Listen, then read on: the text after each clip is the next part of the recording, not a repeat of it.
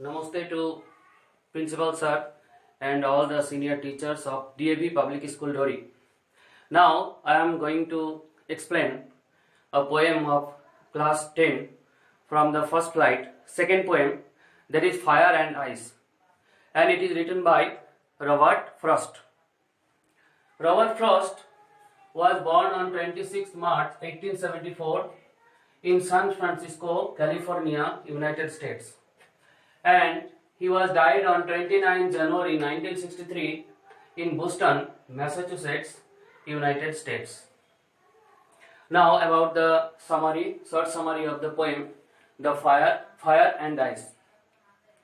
Fire and Ice is a symbolic poem. इसमें एक symbol है जिसमें hatred, desire और hatred को इंडिकेट करता है. Fire is indicating here desire and ice is indicating hatred. यहाँ पर कवि बोल रहे हैं कि कोई आदमी बोलता है कि ये धरती को डिस्ट्रक्ट करने के लिए, ध्वंस करने के लिए डिजायर ही काफी है, और कोई बोलते हैं कि ये धरती को ध्वंस करने के लिए हैट्रेड का इंपॉर्टेंस भी है. तो कवि का अपना ओपिनियन है कि डिजायर जो है ये मोस्ट प्रोमिनेंट है. तो डिजायर जो चीज है ये धरती को बहुत ही प्रोमिनेंट के रूप से इसको ध्वंस कर सकते हैं. लेकिन दूसरा तरफ से पोएट को भी बोलते हैं कि अगर ये पृथ्वी को ध्वंस करने के लिए दूसरा बार सोचा जाए तो उस समय ये जो आइस है, हैट्रेड है, ये भी कम नहीं, ये स्लो एंड स्टेडीली ये भी धरती को पूरा ध्वंस डिस्ट्रॉय कर देगा. अभी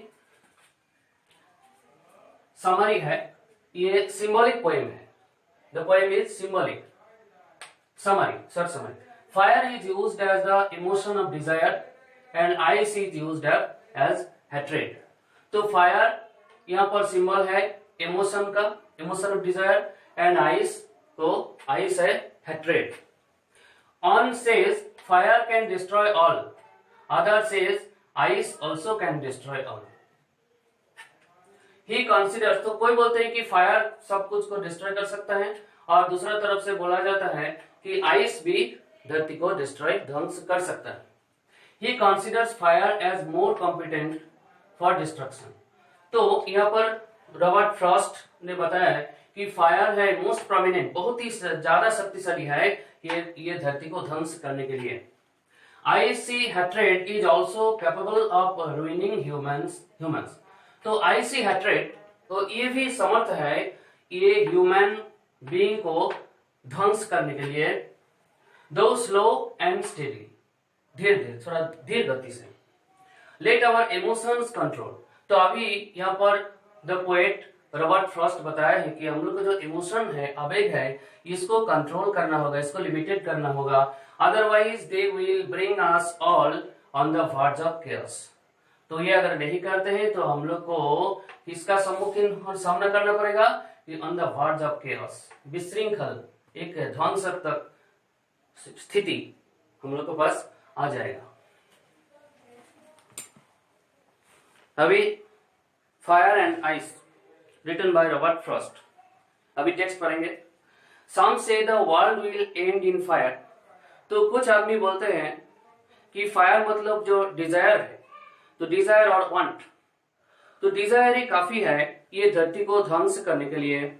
सम से इन आइस, और दूसरे कुछ आदमी बोलते हैं कि आइस जो है बर्फ है, जिसको सिंबोलिज्म हैट्रेड का, तो हैट्रेड ही धरती को विनाश कर सकते हैं. From what I have tested of desire. तो कभी नहीं यहाँ पर डिजायर जो स्ट्रॉन्ग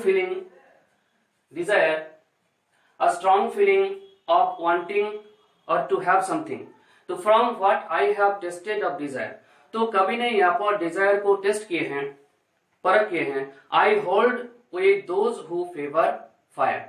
तो कभी यहाँ पर पक्ष लेते हैं कौन आदमी का, जो फायर को सपोर्ट करते हैं, जो डिजायर को सपोर्ट करते हैं. But if it had to perish twice, अगर ये धरती को दोबारा ध्वंस होना पड़ा, विनाश होना पड़ा, तो I think I know enough of hate. तो कभी बोलते हैं कि वो जानते हैं कि ये हेट ही इनफ है to say that for to say that for destruction, to say that for destruction, विनाश के लिए ice is also great. तो ice भी कम नहीं है and would suffice. और ice भी sufficient है और ice भी enough है. So now we will discuss about the literary device, poetic device. Here, anaphora is used. So what is anaphora? The deliberate repetition of the first part of the sentence in order to achieve an artistic effect is known as anaphora. तो anaphora ये है कि जब poetry का line same word और same thing को repeat होता है तब वो एनाफोरा होता है। यहाँ पर साम से ये सेम चीज दोनों लाइन पे रिपीट हुआ है, तो इसलिए ये है फर्स्ट लाइन और सेकंड लाइन साम से ये एनाफोरा का एग्जांपल है। सेकंड है assonance. The prominence of A Wavell sound through out A line is called assonance. तो एक लाइन में जब वावेल साउंड बार बार रिपीट होता है और बीच में या तो साइड लास्ट में जब भी हो तो ये होता है एसोनेंस। यहाँ पर फोर्थ लाइन है I hold with those who favour fire. तो यहाँ पर ओ ये ओ का रिपीटेशन हुआ है, तो इसलिए ये एसोनेंस का एग्जांपल है। नेक्स्ट एंजम्पमेंट।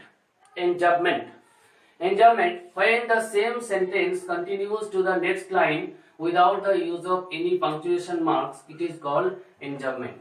तो एंजम्पमेंट क्या है? जब 2 और 3 सेंटेंसेस स्टैंजा पे जो रिपीट होता है और उसको कोई पंक्चुएशन मार्क का जरूरत नहीं पड़ता है तो उसमें एंजम्पमेंट होता है।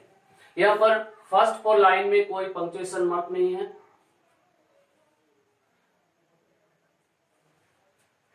फर्स्ट 4 लाइन है, first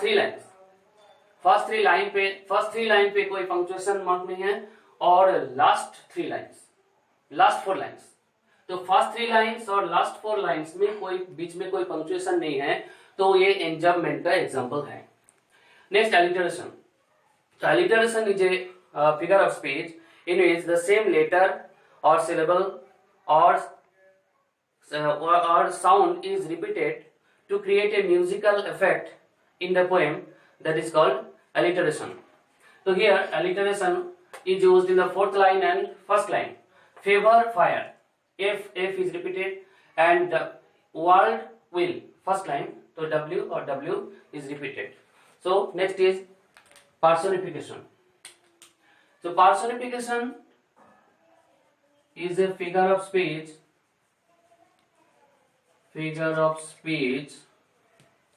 in which an inanimate object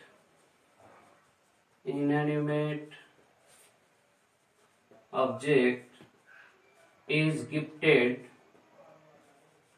with the qualities of a living being. तो पर्सनिफिकेशन ये होता है कि इनएनिमेट ऑब्जेक्ट जो ऑब्जेक्ट का प्राण नहीं है उसका अगर प्राण का आरोप किया जाता है तब उसमें पर्सनिफिकेशन होता है। यहाँ पर फायर एंड आइस जो है ये पोएट्री में है, तो एबल टू डिस्ट्रक्ट, तो फायर और आइस ये धरती को ध्वंस कर सकता है। तो poet given mind and power, तो इसमें आदमी जैसा पावर देते हैं जिसके वजह से ये ह्यूमन इनएनिमेट ऑब्जेक्ट में लिविंग बीइंग का जो क्वालिटी इसको आरोप किया जाता है। Next is rhyming scheme of the poem is ABA, ABC, BCD. Now you will see fire. If we write fire is rhyming with here desire and fire again.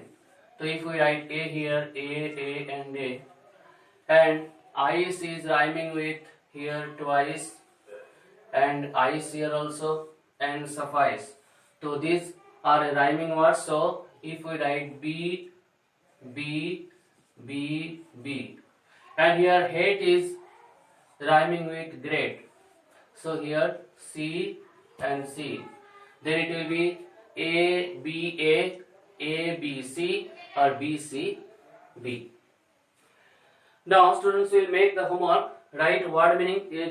This word meaning they will write, and literary devices, poetic devices they will write in their homework copy and write summary of the poem. So that's all today. Thank you.